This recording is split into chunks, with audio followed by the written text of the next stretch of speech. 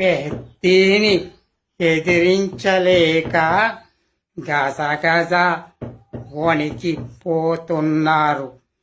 థూ, ఏం బతుకులురా మీవి! పెద్ది ఏమైనా పెద్ద పులి అనుకున్నారా ఏంటి? పెద్దిని చూసి అంతగా భయపడుతున్నారు. చచ్చు ఎదవల్లారా, నోరు తెరిస్తే అబద్ధాలే చెప్తున్నారు. మీకు చేత కాదు కాబట్టి నేను పెద్దిని ఎదిరించే మొనగాన్ని వచ్చాను.